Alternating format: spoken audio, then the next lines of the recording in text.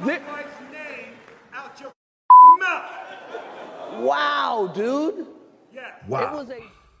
The Will Smith, Chris Rock saga, right? So I woke up and I found these trending. At first, the first thing that came up to me was, nah, this is some kind of scripted stuff just to get people talking about the Oscars. I don't watch Oscars, I can't be bothered.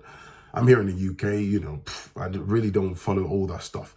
But then I kept reading into the headlines and all the trending stuff, and I went back and I saw multiple videos and angles, and I was like, wow. Now, there was a mixed bag of, first of all, welcome to Phrankleen. That's the name of the platform. If this is your first time, thank you for stopping by. My name is Phrankleen. I'm the brain behind this. So this segment is called Say It Like It Is, where we talk about trending topics, or people send me their stories and all that stuff. If you resonate with me, I could talk about it on a live stream or pre-recorded content like this, okay? If you want to get in touch with me, look in the description below. You'll find my email address. So this is a trending topic, okay? Now, and there's a reason why I decided to jump on it. So basically, Chris Rock hosting the, hosting, let me say, for the Oscars, 2022. And there's a background to this. In 2016, I believe, Chris Rock had a monologue, during the Oscars where he talked about Jada, because I think Will Smith was in a particular movie at the time, and Jada believed strongly that Will Smith should have been nominated, and he wasn't nominated. So she boycotted the Oscars and stuff like that. So Chris Rock went on stage and he laid into her. And, he's a comedian, right? He's been around for donkey years. He's good at what he does. Some of the jokes might be found a bit edgy by some, but I think he's one of the, great African-American comedians out there. But that's not the point right now. So in 2016, he had a lot of things to say. I watched it on YouTube, and that was that. So, and then, fast forward 2 years later, in recent times, we had all this saga about Will Smith and his wife's, open marriage. I read these things, you just read them, you watch the video clips and you move on. Then she started the Red Table Talk, where there was this thing about Jada, allegedly having an affair with Augusto Alsina. And then, a lot of people on the web had tons of things to say. Will, they dug into him like, your spinal cord is made out of jelly, you're not a man, and stuff like that. Even Augusto Alsina released a track afterwards featuring Rick Ross. I think it was titled Entanglement and stuff. It's on Spotify. I listened to it. It's laughable. Now, but Will went on to say, he wasn't cheating, as if to say, he knew about it in the background or something. But anyway, they've got these complexity about their lives anyway. Now, fast forward to what happened. So he's on the stage doing his thing, talking about Jada being the next G.I. Joe, because Jada is bald-headed, right? So the character and all that, and that tripped Will Smith up, went on stage, and then kapow, connected with Chris Rock. Now, from my point of view, he went back to the set, and then he got really explosive and said, get my wife's, name out of your effing mouth and all that. You could see the rage, the anger, and there's a mixed bag of, opinions about this. First of all, I'm for the view of protecting your woman, and all that. That's like a default setting. But let's unpack this. Jada,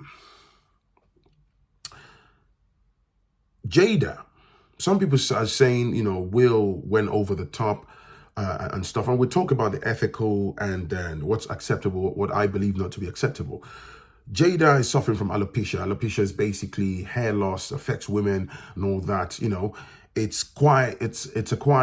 I must say, it's an emotive experience. Women's hair is like a crown for them. And the same thing when if a woman has like cancer or anything like that that leads to hair loss, it's quite crippling emotionally and draining. It can basically turn you to a completely different person, send them down the slope of depression, and seeing patches and your hair falling off and not being able to grow back, and things like that. So the long and short is, Jada has been dealing with this alopecia thing for a while. That's why she shaved off. Now, I'm not aware if Chris Rock knows this already. Do you get? If maybe he knew this, that Jada was, because I think she's shaved off the hair since last year. And I think, because I also found out, like many people in the public domain, when she mentioned it. So is Chris Rock aware that she's dealing with alopecia and stuff? And plenty of women across the world are dealing with this. Now, I understand that comedians go into difficult areas, they take difficult subjects to make jokes and to get us to laugh. But at the same time, I'm also of the opinion that there's got to be a point where you draw the line, okay? I don't care how good of a comedian you are, okay? I've got a great sense of humor. I enjoy a good laugh. I'm not a snowflake. I can laugh my head off and see the funnies and stuff. But there's no way you're going to tell me that you're the world's best comedian, you're great at writing the most fantastic materials, and you're going to sit down and make jokes out of someone who's got alopecia, who's got cancer, someone who's terminally ill, somebody who's got health issues, because that's part of health problems, you get. And I think that's a low blow. There's got to be a point where you draw the line. This idea that, oh yeah, because he's a comedian, he gets a free pass, okay? Now, if Jada had zero health issues, Jada doesn't have alopecia, she's not suffering with these and these health challenges, she's not dealing with the patches and all that stuff. She just decided to walk into a hairdresser salon and gets a haircut and, low cuts. There are plenty of women on the high street with low cuts and they look gorgeous, they go about their lives. And then she comes to the Oscars and then Chris makes that same joke, and then Will jumps on the stage. I mean, Will Smith is done. I think it should be, whatever repercussion that comes from that lawsuit, getting arrested, you're done, because that would be absolutely nuts. But that's not the case. So the question is, I believe strongly that he knew before going down the route, right? Now, people are saying Will shouldn't have. Now, you know what, man? I don't think he should have done that, okay? I don't think, because there's something when you watch the clip, when you go back and watch the clip. When Chris was making the joke, or when he made the joke, you could see Will Smith laughing. Just because I looked at it, I played it back over and over. You could see him laughing. Then he looks at his wife. Jada looks uncomfortable and happy about what she was listening to. Fair enough. These are two entities. Of course, that's his wife. Will, in the first instance, was laughing at the joke. He laughed. Because if something hits me and I don't find it funny, I wouldn't laugh partly. You can tell in my demeanor that I do not find that funny or I'm angry or something like that, right? He looked at his wife and then it was a trigger point. The long and short of what I'm trying to get into here is, I'm of the opinion that there is more than meets the eye. There's a lot going on in the background. Don't judge these people, but I don't know them personally, but don't judge by what you see on the red carpets, social media and, Oscars and them laughing or holding hands and people getting dressed. There's a lot of complexity going on behind closed doors, because I'm not sure if Chris and Will Smith are like best buddies or anything like that.